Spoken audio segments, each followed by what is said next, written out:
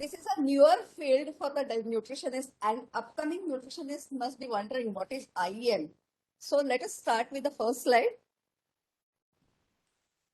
The human body is a miracle machine, and metabolism is the most critical process that converts the food into energy, which is turned services as a fuel to stay healthy and fight the diseases.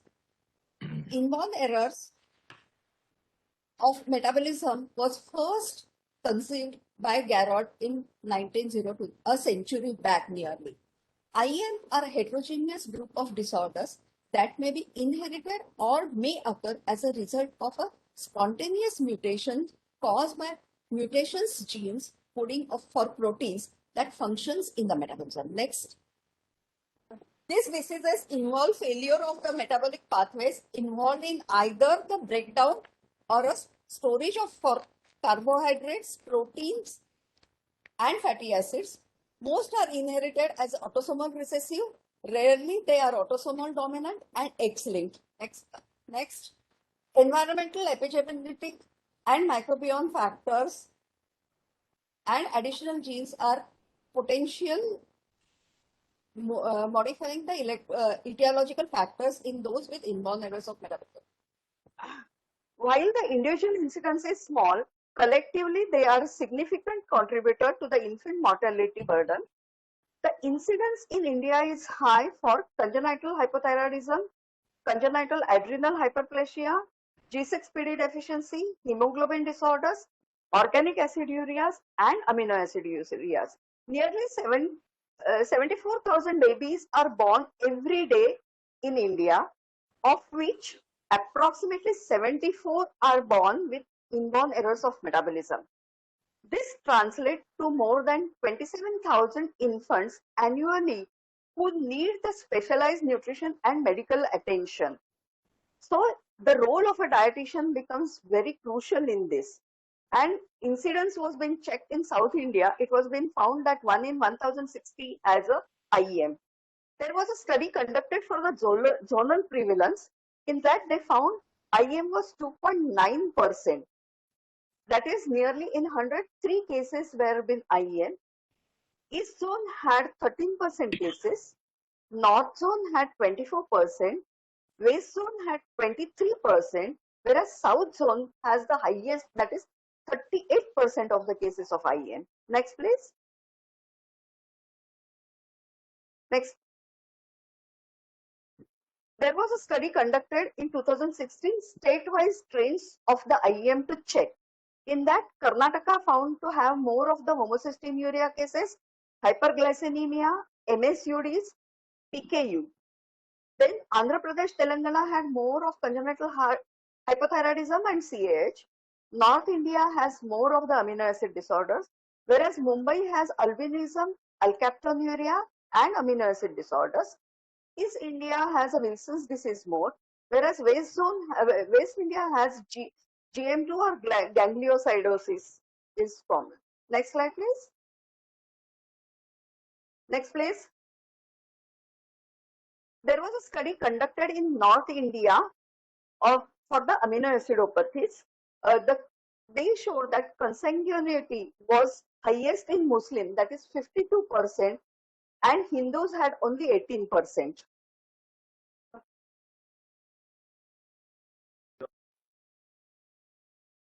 Male predisposition was higher than the females.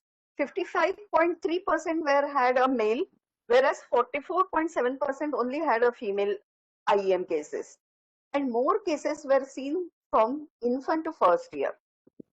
When we screen the symptomatic infants or symptomatic children, the incidence was found to be 11%, nearly 10.9% who had elevated amino acids.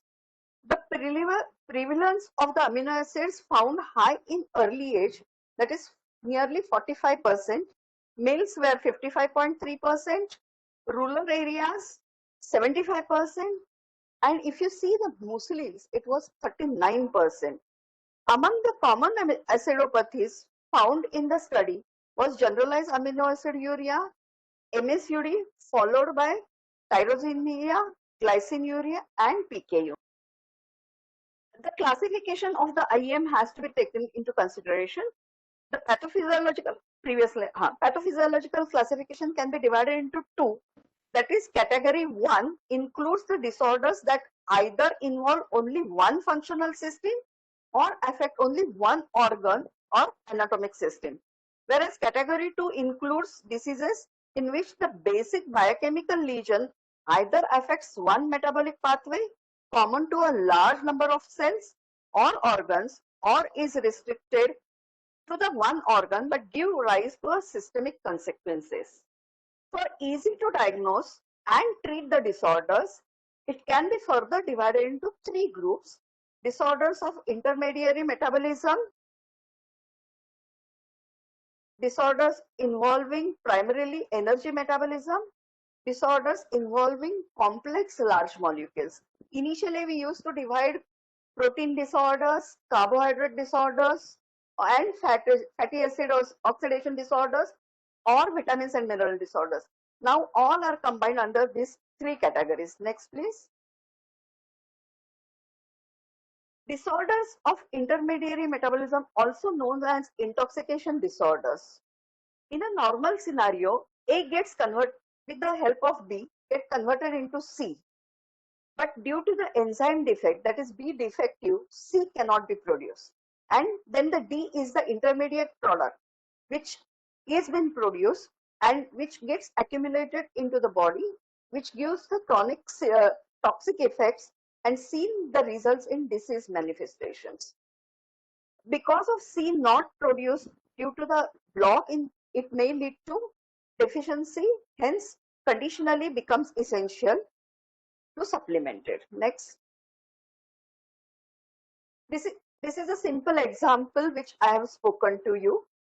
In a normal scenario and a methylmalonic aciduria, if you see in normal scenario, the protein from food and protein from body muscles gets converted into amino acids, which gets converted into further isoleucine, valine, methionine, and threonine, and other amino acids with the enzyme, essential enzyme with vitamin B12, it gets converted into energy and growth.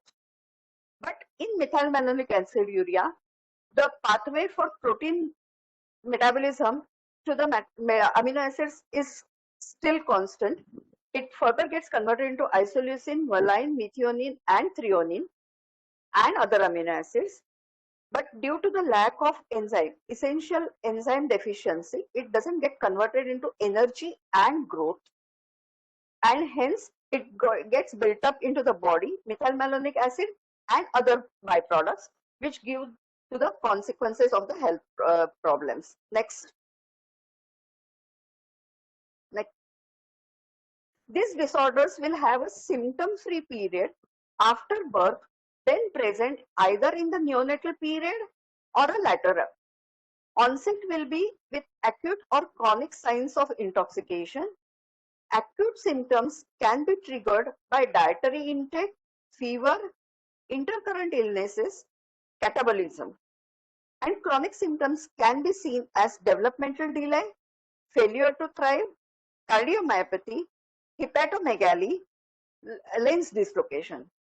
Disorders includes amino acid catabolism disorders like PKU, that is phenylketonuria, maple syrup urine disorders, homocystinuria, tyrosinemias, organic acidemias, urea cycle defects, etc.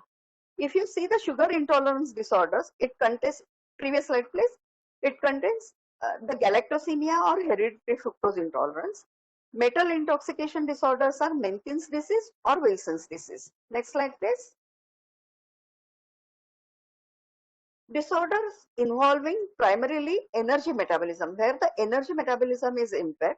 This includes in which the enzyme deficiency results in lack of either energy production or energy utilization within the organs, including liver, muscle, brain, and myocardium. Symptoms may include hypoglycemia, lactic acidosis, hepatomegaly, cardiomyopathy, myopathy, hypertonia, failure to thrive, sudden infant death. Next, please. Mitochondrial energy disorders consist of fatty acid oxidation disorders, ketone body defects, congenital lactic acidemias, respiratory chain disorders. Cytoplasmic energy disorders are disorders of glycolysis, glycogen metabolism, gluconeogenesis, glucose transport, and hyperinsulinism, and disorders of creatinine metabolism. Nextly, disorders involving complex large molecules. These diseases that disturb the synthesis, the processing, the quality control, and the catabolism of a complex molecule. Symptoms including progressive loss of a function of an affected body system, organomegaly, dysmorphic features, neurological symptoms include psychomotor delay, mental retardation, seizures, dystonia, ataxia, lethargy, coma, encephalitis, speech delay, and hyperactivity. Next, please. Examples are lipoprotein and cholesterol metabolism disorders, lysosomal storage disorders, peroxisomal disorders, disorders of glycosylation, disorders of sterol synthesis, disorders of purine and pyrimidine metabolism. If these are not been diagnosed at the early and treated early in the life, they go on having irreversible brain damage and growth retardation. And once the brain is damaged, you cannot recover by anything. So that's the reason we have to treat these cases early in life. Next, please. When to suspect the IM, that is more important for us, because if you don't suspect the IM, you cannot treat the IM.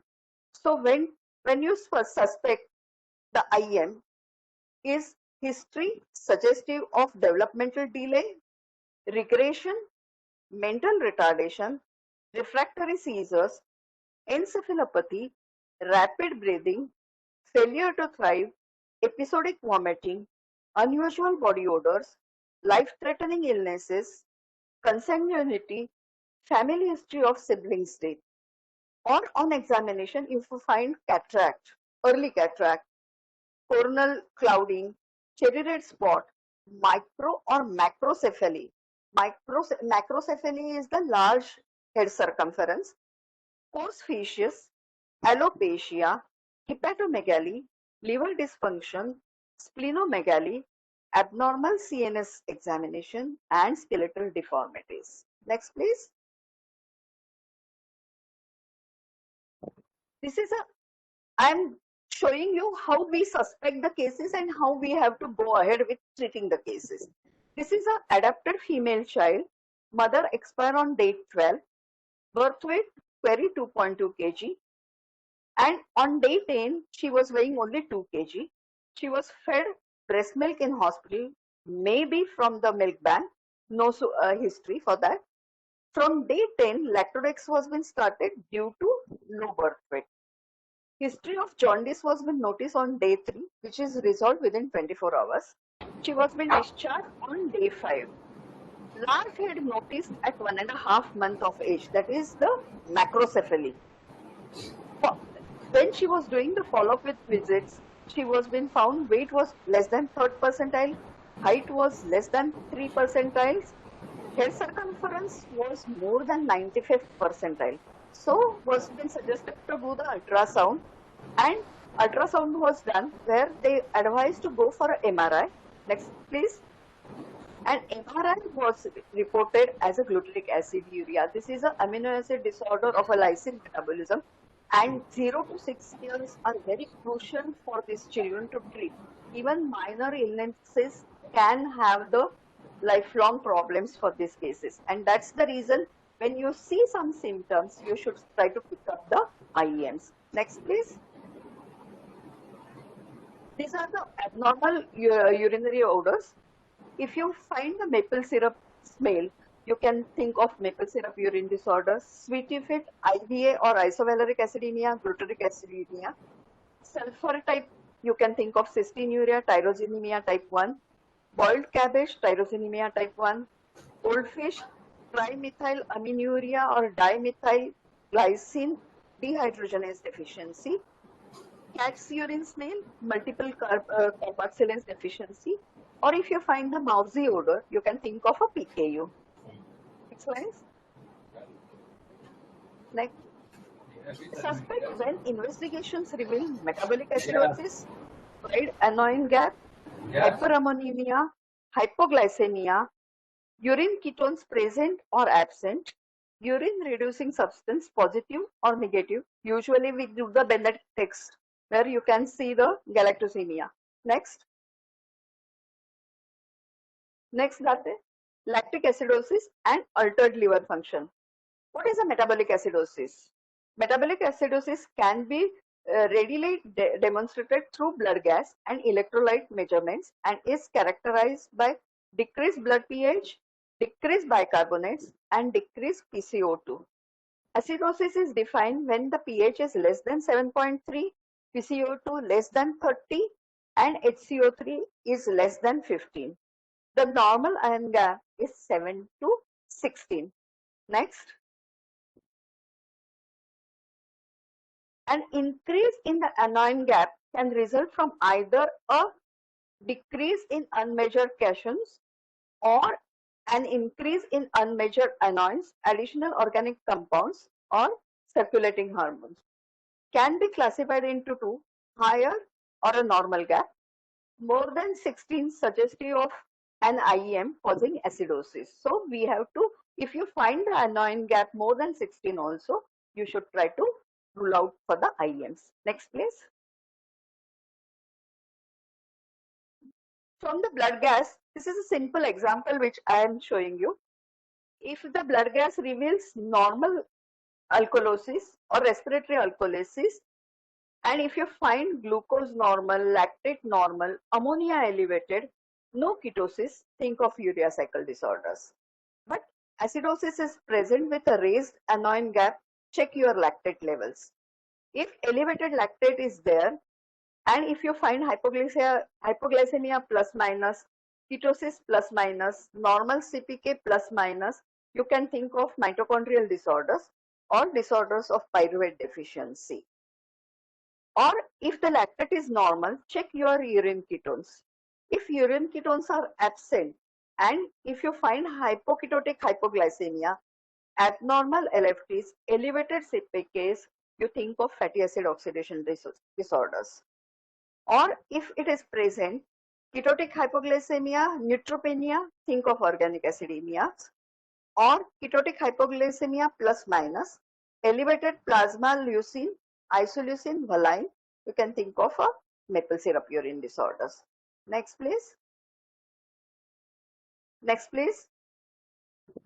These are the disorders with the acidosis, which I'm not going. Previous slide, please.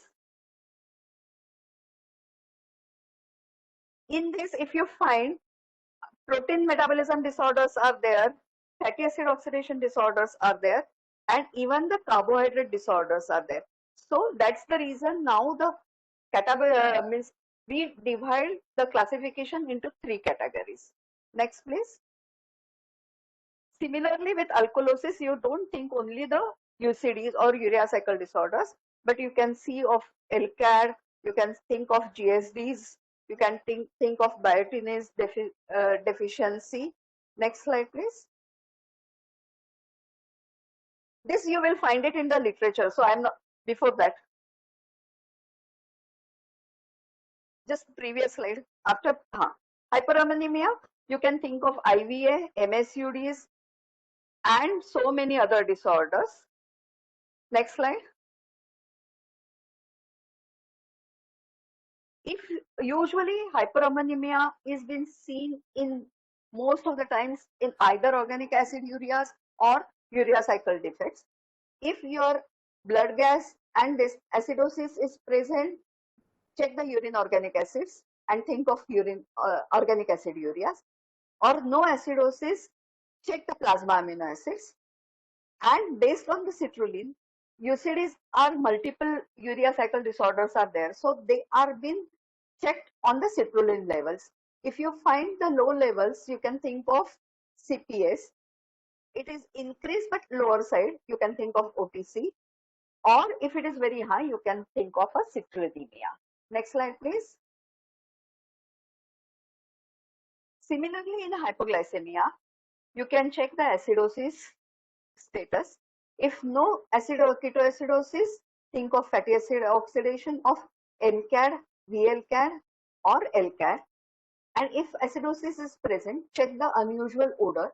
If it is sweety odor, think of MSUD or organic acid ureas. You can think of IVA, GA, or propionic acidemia. If no odor, no ketones present, you can think of organic aciduria of MMA, that is methylmalonic aciduria, ketotic hypoglycemia, and GS or glycogen storage disorders. Similarly, decrease. Next slide, please. Next, please, Mr. Date. Yes. Decreased glucose also is linked with so many disorders. So we have to find out with that. Next, please.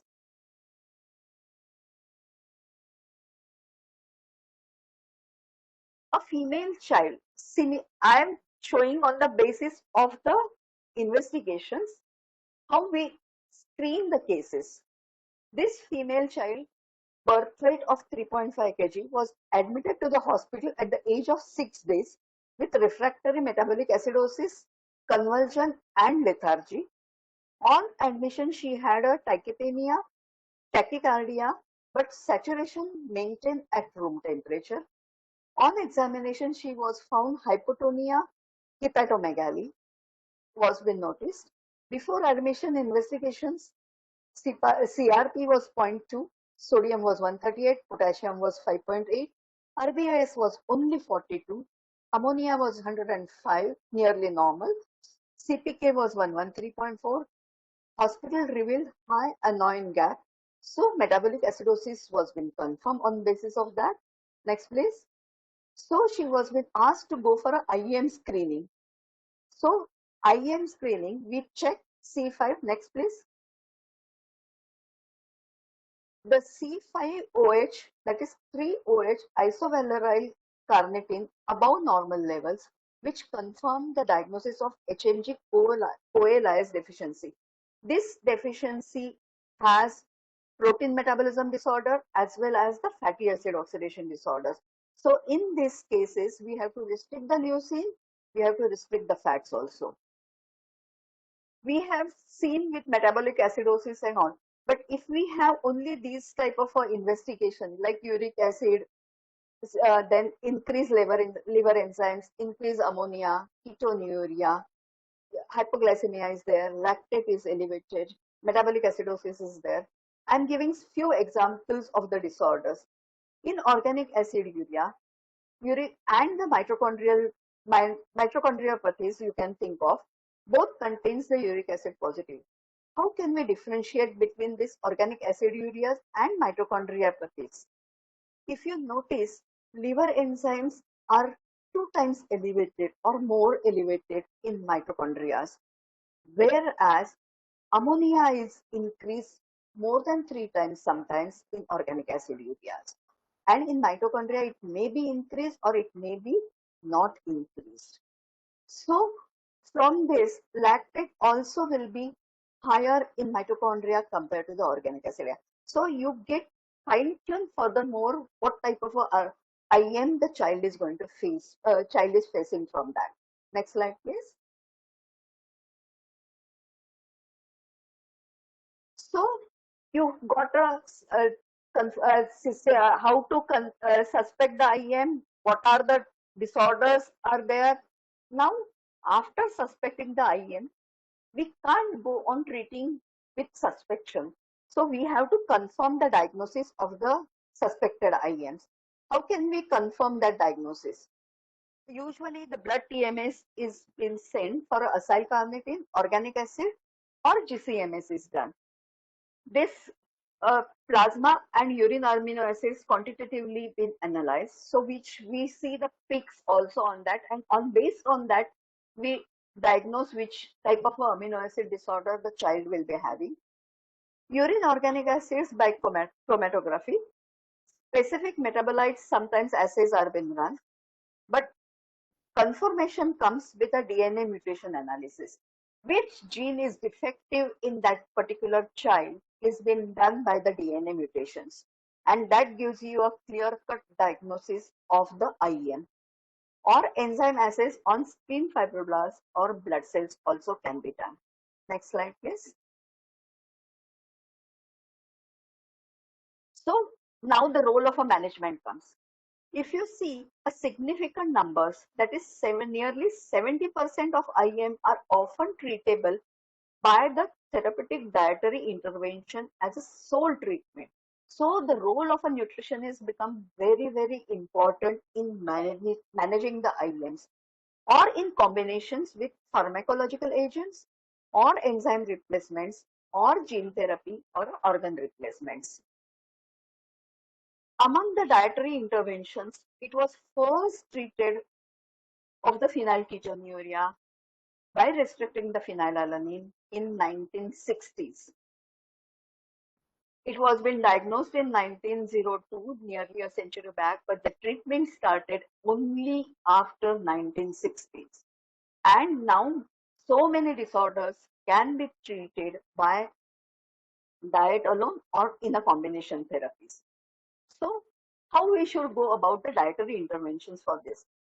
Either we can go for a substrate reduction, provision of other products, stimulation of a residual enzyme activity, or providing the alternate substrate. Next slide, please. Substrate reduction should be used for enzyme deficiency resulting in metabolic accumulation. So intoxication you can think of. Adequate restriction of substrate or removed from the diet seems to be beneficiary in many cases. Such a treatment strategy should be used in managing disorders of amino acid metabolism, disorders of galactose and fructose metabolism, lipoprotein disorders, disorders of fatty acid oxidation, and some peroxisomal disorders. Normally produced downstream due to the blockage. As a result, they become conditionally essential to prevent deficiency. So, tyrosine supplementation may require in phenylketonuria as phenylalanine gets converted with PAH to tyrosine. And then if we restrict too much amount of phenylalanine, hence the tyrosine cannot be produced in an adequate amount. Arginine in urea cycle disorder except arginase 1 deficiency, cysteine in homocystinuria to reduce the homocysteine as well as the methionine levels, regular feeding, and or sometimes only carbohydrate for maintaining the normal glycemia. Next, please. Stimulation of residual activity by use of a pharmacological dose of a cofactors, often vitamins, vitamin B12 for vitamin B12 responsive MNA. If you remember the slide which I have shown you the MNA, where the with the enzyme vitamin B12 is also required to convert into energy and growth. Riboflavin in multiple acyl CoA dehydrogenase deficiency, sapropterin in some forms of a biopterin responsive PKUs. Next, providing alternative substrates. Alternative substrates are glucose, MCT, or a ketogenic diets. Disorders in which ketones are used as an alternative energy source to glucose by the brain. Example is GLUT1 deficiency syndrome, where ketogenic diets or high-fat diets are being given. In long-chain fatty acid disorders, we restrict the long chain, but we have to avoid the hypoglycemia. We have to give the glucose, small and frequent feeds we have to give, and we have to give the MCT instead of the LCTs. Next. Why to treat early? Because you have seen management, you have seen when to suspect, how to rule out, how to confirm the diagnosis. But why we should treat them early? Because it prevents the delay the mental retardation, prevent intellectual defect, prevent physical defect, prevent or delay life-threatening illnesses, improve quality of life. It is cost effective because if the child is getting recurrent sick, has to go to the hospital admissions, too many investigations, too many things has to be done. So cost effective as well as the child sufferings also are being reduced. If we don't treat them in early time, the irreversible damages takes place. Severe mental retardation, epilepsy is being seen, inadequate growth and development can take place, and sometimes it can lead to the death. Only diagnosis, only treating early is not going to solve our problems. But timely follow-up is also very, very important to pick up the abnormal results for the treatment part of it. Next, please. Next, please. So what are our treatment goals? Reduce formation, enhance excretion, maintain biochemical balance of toxic metabolites by appropriate methods, provide adequate nutrition, particularly energy and protein for proper growth and development, reduce catabolism and increase anabolism. Because if you see that MMA slide, even muscle protein will get activated converted into the amino acids, and it will be converted into the problematic amino acids, which will be neurotoxic. So we have to improve the anabolism and decrease the catabolism, restrict intake of problematic nutrient, supplement other nutrients to reduce the effect of a problematic nutrient. In maple syrup urine disorders, basically leucine, isoleucine and valine are been actually affected. But leucine is a neurotoxic where the brain damage can be taken place, and higher levels of leucine for a longer duration will definitely permanently damage the brain. So even though isoleucine and valine metabolism are involved into that, we supplement of isoleucine and valine to reduce the leucine levels, which will reduce the toxicity and will not harm the child. Treat illness at the start of the signs with appropriate sick day management to reduce crisis and complications. If you don't give the sick day management, appropriate sick day management, the child is going to have the complications. Next, teach techniques of a mild illness management, because usually we teach our cases, parents, at the first sight of the illness, if you start the treatment, sick day management, the child doesn't require to go to the hospitals too often. Prompt treatment for hypoglycemia and hyperammonemia. Diet should be individualized as tolerance to the treatment varies in patients within the same disorders, which I'm going to show in some next slides. Typical formula supplementation useful particularly in amino acid disorders for adequate supply of protein, energy, and other important vitamins and minerals. In some disorders where we restrict too much amount of food, we may have to supplement with vitamins, minerals, or maybe with carbohydrate and fat. So according to the disorders, we have to give the formula supplementation. Usually people think once the IM is diagnosed, IM can be treated by giving only the formulas. But consumption of natural diet is equally important along with the formula for not only for appropriate control, but for the proper growth and development, because most of them are essential nutrients. If you restrict too much, the growth is not going to take place. So many other complications are going to arise. So consumption of natural protein diet is also equally important in the amino acid disorders. But it will be calculated based on the patient's conditions. Next, please.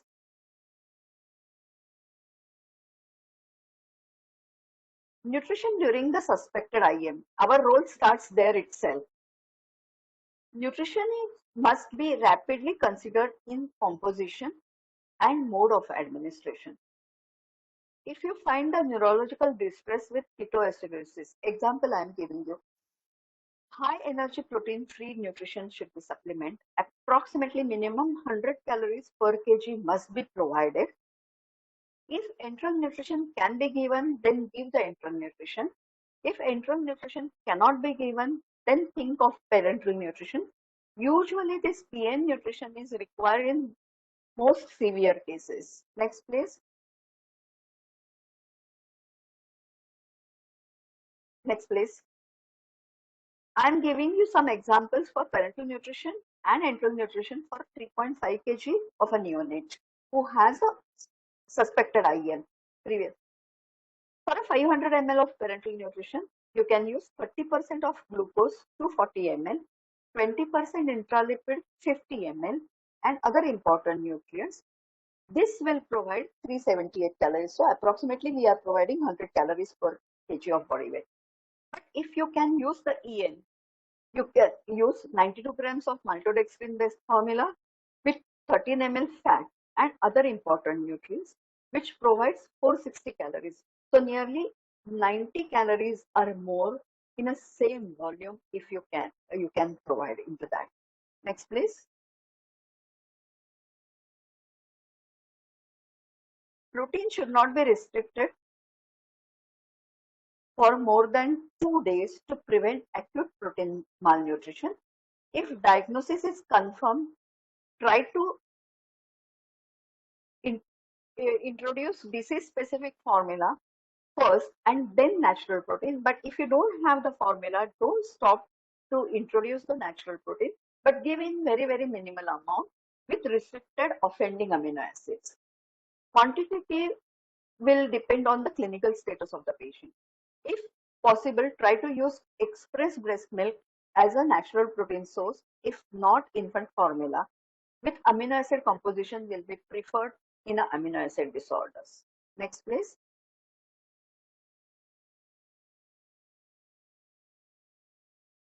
If can't introduce enteral nutrition, then add IV amino acids, but should not be given at one shot. It should be evenly distributed throughout the day because the loads will have the problems and will have hyperammonemia or something will occur into that.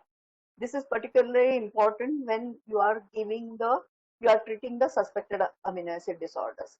Amount sufficient to meet the minimal daily requirements and then titrated according to the biochemical checks. After confirmed diagnosis, try to add disease-specific amino acids. In IVA, glycine becomes essential, so this has to be supplemented. Next, please. How to treat the hyperammonemia? Hyperammonemia stops all proteins intakes and may include formula restriction in known cases under treatment. As soon as possible, high calories feed, either IV or oral fluids, should be started. If not contraindicated, additional calories may be given by NG tube using glucose polymers or protein-free formulas or only maltodextrin-based formulas. The advantage of giving these NG tube feeds to increase the calories, to increase the catabolism, so that anabolism, so that the catabolism will decrease. Hence, the protein will not be breakdown for the energy purpose, and the ammonia will not go high. Next, please. Next, please. Protein should be reintroduced as soon as ammonia level reach to 80 to 100 nanomole per liter to maximize caloric intake.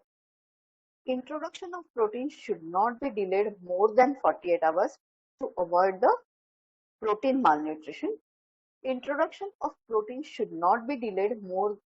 Basically, it should be reintroduced after 48 hours also, even ammonia is more than 100 nanomole per liter.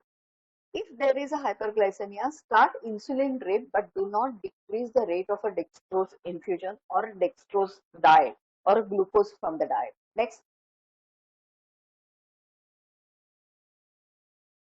How to treat the hypoglycemia? Prompt treatment to hypoglycemia to avoid permanent brain damage. Causes may be any like ketosis, illness, fasting. Standard emergency regime, ER is an emergency regime, or a IV glucose or a oral ER drinks should be started, which we may cover into the next some sessions. Small and frequent feeds to improve fasting intolerance. Overnight feed or feeds for reduction in the length of overnight fasting. Starch-rich snacks at bedtime and for early breakfast. Next, please. Provision of high carbohydrate drink at least 10% in the middle of the night or a continuous gastric drip feeding to avoid the fasting durations. Even milk drink can be used except lactose restricted disorders. Fasting tolerance during the daytime can be prolonged by using age-dependent dose of an uncooked cornstarch therapy. That is UCCS, we say it. Next, and cornstarch can be given at 3 to 5 hours intervals during the day and 4 to 6 hours intervals during the overnight. This cornstarch is dose age dependent and a weight dependent dosage that you will come to know during the glycogen storage disorders also. Next, please. So, what are the expected outcomes? You have started treatment, you have given everything. So, expected outcomes will be blood parameters of toxic metabolites remains within the accepted range, adequate growth and development, lesser brain damage, better intellectual development, less physical deformities, reduction in mortality. Next, please. And appropriate sick day management. What is the advantage? Appropriate management helps in early control of the consequence occurred by the sickness, may require minimal changes in the diet for a prolonged period, reduce problems occurred by sickness, decrease recurrent hospital admissions. Next, please. What is the role of a diet? Dietary treatment is a mainstay of the treatment. It is used for stabilization and for a better control of the disease, essential for survival and proper mental development in many disorders. In some disorders, high dose of dietary supplements may be curative. Next, please. Particularly enzymes absence or inactivity suggest which components to be restricted and or to be supplemented.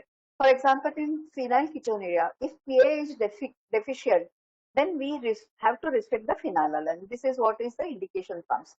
Once diagnosed, patients needs to follow restricted diet for the rest of their lives in most of the disorders. Studies shows that strict dietary control can significantly improve a patient health outcome. Next, please. A 13 months male child had one episode of seizure, ADHD, epilepsy, hence investigated for IM. He was been gone for urine GCMS, which confirmed L2 hydroxyglutaric aciduria, in which lysine metabolism is defective. Nutrition management is suggestive of high energy, restriction of lysine with age appropriate vitamins and mineral supplementations. The child was put on MADD formula and potato, sweet potato, carrot, beet, chira, which was providing 800 calories and 8 grams of protein. Next. After following this diet, child started refusing the food and started losing weight and had started showing some neurological signs and symptoms. Next, please. This child was been referred at 14 months to the geneticist and the genetic dietitian. MADD formula was been stopped due to the vomiting after consumption. Diet was changed to 1244 calories because he was going into very catabolic phase. We had to boost the anabolism, so the things were been given. The protein was increased because protein was been lost, and lysine was given only 61 mg per kg of body weight. Usually for these cases, even in a glutaric aciduria, we give 100 to 80 mg per kg of body weight. The parents were asked to do the follow-up after 8 days with a diet diary, check the intake and improvement of the symptoms. If you see, the first photograph was on 800 calorie diet, and within 8 days, this was the photograph. You can see the changes on his face within 8 days, how you change the diet. Next, please. This is the role of a dietitian. I've told you I will discuss the same case, how the nutritional management gets changed. At day 10 of age, infant was been admitted due to the metabolic acidosis, were been suspected on the symptoms, propionic acidemia or a PA, brought out through emergency managements, introduced carb and PA formula, that is propionic acidemia formula. Then breast milk was been introduced. The confirmation with a mutation was been done for a PA. Discharge on protein-free formula, then PA formula and express breast milk, so that we can measure the quantity of how much protein we are giving, how much energy is going, and how much the offending amino acids are going. Poor intake of both the formulas and less breast milk till the next admission was been seen. At 3 months of age, she got again hospitalized for intolerance to the feeds and diarrhea due to the protein energy malnutrition. Low albumin was been noticed. Rashes, if you see the child's photograph, you can see the rashes, how it is there. Edema was been noticed. Next. This child again was been next was been treated with the ER, and she came out with that but could not tolerate the feeds because of the severe PEN, and the infant died at the age of 3 months and 10 days. She had only 10 days duration in the hospital. Next, please. Second case was been admitted in a crisis of hyperammonemia at the age of 8 months, 22 days, suspected for methylmalonic aciduria or MMA. Better after ER treatment, reintroduced diet with MMA formula plus breast milk. Due to the neurological problem, food intake was decreased for a longer duration. Because of the medications, the child was continuously drowsy, hence mother could not feed the child. The confirmation was being done through the mutation. Based on biochemical parameters, diet was being prescribed during the follow-ups, but could not increase the intact protein beyond 0.5 grams per kg due to the increased ammonia and due to not consuming the adequate amount of food. Was consuming approximately 55% of the prescribed diet, and into that also further less into the intact proteins. So skin rashes were been noticed, which usually seen in MMA because of the isoleucine deficiency. Given 150 milligrams of isoleucine supplement along with the dietary changes, the rashes disappeared after 15 days. In the last photograph, you can see in that. Next slide, please. Case 3. Past 3.5 years, the child is under my treatment. He has been diagnosed of propionic acidemia at the age of 6 months, was more on breast milk and less on other foods, was consuming approximately 45 to 50% of the prescribed diet till the age of 2. Weight gain was very little, low serum isoleucine, no weight gain, then suspect the isoleucine deficiency, poor appetite, drowsiness, excessive irritability, crying, decrease in weight gain, and decreased plasma albumin, then you can suspect the valine deficiency. The child had all above symptoms, hence started on isoleucine and valine supplement 1 year back, and improvement was been noticed. Not only all those things, but the timing of the formula also makes the difference for the child's intake. They were giving at the wrong time of the formula, hence poor intake was been noticed. Changed timing improved the intake, but still was not appropriate for the weight gain. Pro-free formula was been added, that is a energy formula. Past 1.5 years on new formula with changed timing with protein-free formulas, weight gain was noticed, not 1.25, but it was 3.25. From 8, now the child is become nearly 11.75. Improved intellectually, going to the normal school, can recite poems, can do everything, whatever you tell him. Still problems of sick day management been noticed earlier for not giving the appropriate sick day management. Restrictions of proteins was too much. If you notice the blank face in the first page, this is the 3rd month, 3 years birthday. This is 2 years or something was been the thing. Next, please. Next, please. I'm not going to go into the details, but I will just emphasize that I don't take the dietary call for 3 days or 24 hours, but I take the food items, amount, and food frequency. Next, please. And if change pattern is seen, basically most of these cases are being asked to stop the breast milk, and hence we have to think of ask particularly breast milk in the infants. Set the treatment goals based on the above history. Next, please. Diet planning guidelines, I don't have to tell you anything. Only I have to give suggestions for you. Give a list of the foods freely permitted but in restricted amounts or avoided, and suggest some recipes because the diet is entirely changed than our normal diets. Advise relatives to maintain diet diary and investigations, particularly height weight data, so that you can correlate with your diet prescription. You have to check it in the follow-up visits to compare the data for the progression of growth and control, and change the diet plan based on the current progressions. Next, please. So I have developed a website where I give the disease-specific amino acid exchange list. Hope I am able to give you the knowledge what is the role of a nutritionist and how the role of a nutrition plays in IEM management. Thank you very much.